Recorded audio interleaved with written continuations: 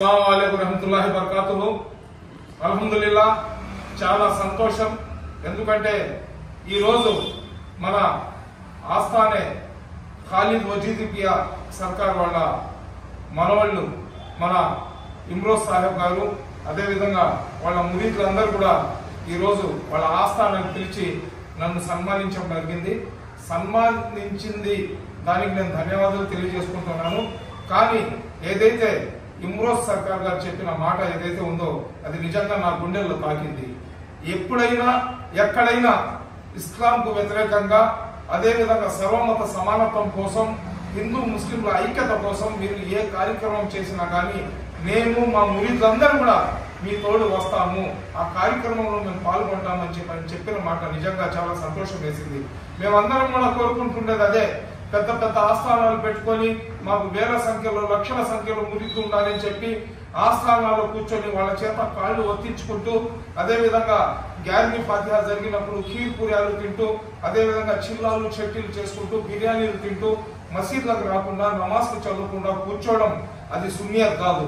సున్నియత్ అంటే 5 పూట్ల నమాజ్ చదవడం, సున్నియత్ అంటే మొహమ్మద్ ప్రవక్త చూపించిన మార్గంలో నడవడం, సున్నియత్ అంటే ఎవరైతే వలి అల్లా అని చెప్తాం మేము వలి అల్లా కుటుంబానికి చెందిన వ్యక్తులము, మా పూర్వీకులు వలీలు, వాళ్ళ పేర్లు చెప్పి బ్రతికే ప్రతి పీర్ భాయికి నేను ప్రతి పీర్కి అదే విధంగా ప్రతి పీదాధిపతికి నేను క్వశ్చన్ చేస్తున్నాను। ఒకసారి మీ గుండెల మీద చేయి వేసుకోండి। మేము మొహమ్మద్ ప్రవక్త చూపించిన మార్గంలో నడవకపోతే మేము ముస్లింలు అయి ఉండి కూడా మనం పనికి రాని వాళ్ళం అయిపోతాము। ఖచ్చితంగా మీ మురీదులు ఎవరెవరైతే ఉన్నారో వాళ్ళకందరూ కూడా 5 పూట్ల నమాజ్ చదవమని చెప్పి హిదాయత్ చేయండి। మనం ఏం కోరుకున్నా కానీ అల్లా దగ్గర కోరుకోవాల్సిందే। మనం చేతులు ఎత్తితే మాకు ఇవ్వాల్సింది అల్లా తప్ప ఎవరు కూడా మాకు ఏం చేయలేరు। కానీ ఈ పీర్ మురీది అంటే ఏంటంటే అల్లా యొక్క సరైన మార్గంలో ఏ విధంగా వెళ్ళాలా, అల్లాను మొహమ్మద్ ప్రవక్తను ఏ విధంగా ప్రసన్నం చేసుకోవాలా, ఆ విధంగా ఆ దారి మాకు చూపించే వాళ్ళే పీర్లు అన్నమాట। మనం అటువంటి పీరే తరీఖత్ దగ్గర వచ్చి బయ్యత్ చేసుకొని మనం మురీదు ఎందుకు అవుతామంటే సొసైటీలో మనకు తెలియని విషయాలందరూ అన్ని మాకు తెలియజేసి వీళ్ళ పూర్వీకులు వాళ్ళందరూ కూడా ఏ విధంగా అల్లాహకు మొహమ్మద్ ప్రవక్తకు ప్రసన్నం చేసుకున్నారో ఏ విధంగా అల్లా యొక్క మన్నలు పొందారో అది వాళ్ళ దగ్గర నుంచి మేము నేర్చుకోవడానికి ఇక్కడికి వస్తున్నాం।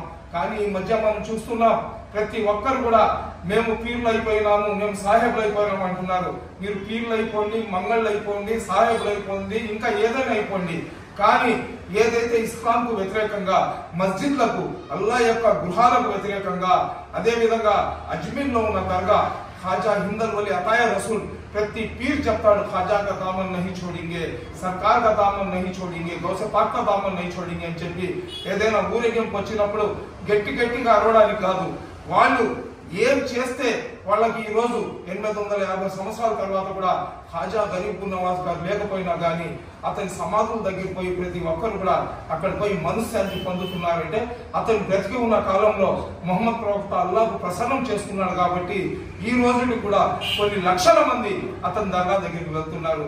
ఖచ్చితంగా ఎవరైతే పీర తరీఖత్ ఉన్నారో, ఎవరైతే సాహెబ్లు ఉన్నారో, ఎవరైతే పీఠాధిపతులు ఉన్నారో మీరందరూ కూడా మీ పీఠాలను వదిలి రోడ్ల మీదకి వచ్చే పరిస్థితి వస్తుంది। ఈ రోజు అజ్మీర్ దర్గా మీదనే దర్గా కింద ఏదో లింగాలు ఉన్నాయి, ఆ దర్గాను తవ్వాలా చెయ్యాలంటున్నారు।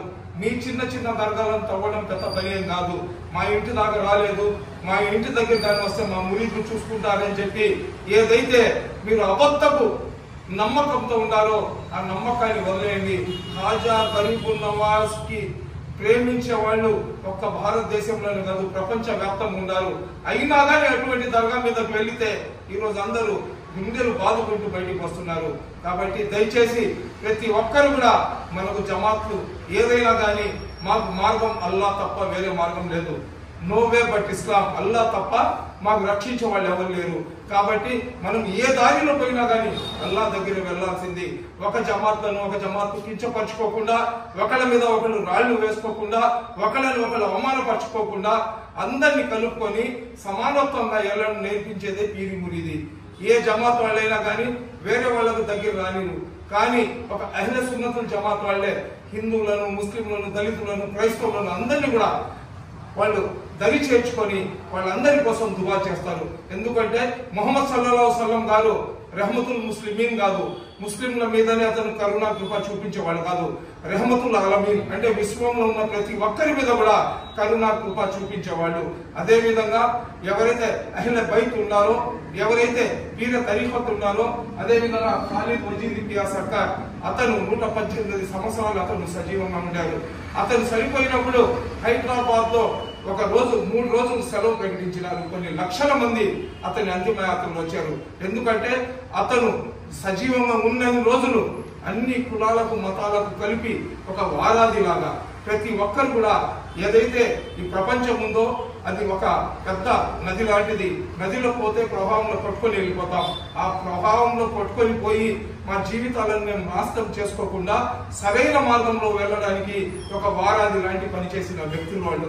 ఆ కుటుంబానికి చెందిన ఇమ్రోజ్ మాలిక్ గారు ఈ రోజు నాకు సన్మానించడం, అదే విధంగా మనం చేసే ప్రతి కార్యక్రమం కూడా అతను వాళ్ళ శిష్య బృందం వాళ్ళ మురీదులందరూ కూడా పాల్గొంటాము. అదే విధంగా మనం ఏదైతే అహ్లే సున్నత్ వల్ జమాత్ వాళ్ళు ఉన్నామో మేము చేస్తున్న పెద్ద తప్పు ఏంటంటే మేము మసీదులకు వెళ్ళము. అజా అవుతుంటే టీ పంపుల దగ్గర నిలబడి ఉంటాము. అజా అవుతుంటే పీర్ సాహెబ్ కూర్చొని ఉంటాడు, మురీదు కాళ్ళు వత్తుతుంటారు. 5 పూట్ల అంటే ఒక్క రోజులో 25 నిమిషాలు ఆ అల్లాహకు ప్రసన్నం చేసుకోవడానికి మన తలను మనం ఖిబ్లా వైపు ఉంచి ఆ అల్లాహకు ప్రసన్నం చేసుకుంటే ఖచ్చితంగా ముస్లింల మీద ఏదైతే ఇబ్బందులు కష్టాలు వస్తున్నాయో అవన్నీ కూడా తొలగిపోతాయి. ఇస్లాం ధర్మం అనేది ఏ విధంగా మా ధర్మాన్ని మేము ప్రేమిస్తామో ఇతర ధర్మాలను కూడా అదే విధంగా గౌరవించమని చెప్పి మాకు బోధించి ఉంది. కాబట్టి మనం ఇతరులు ఒక స్థాయి దాకా మాకు విమర్శించినా కానీ అడ్జస్ట్ చేసుకుని వెళ్తాం. ఆ స్థాయిని దాటి వాళ్ళు ఏదైతే మసీదుల మీద దర్గాల మీద వస్తే మడుకు వాటిని కాపాడుకోవడానికి మేమందరం కూడా సిద్ధంగా ఉండాలా.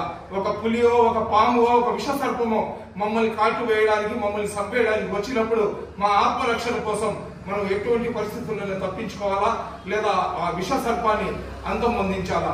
కాబట్టి అందరం కూడా సంఘటితంగా ఉండి భారతదేశం యొక్క అభ్యున్నతి కోసం భారతదేశంలో ఉన్న సర్వమత సమానత్వం కోసం పాటుపడదాం.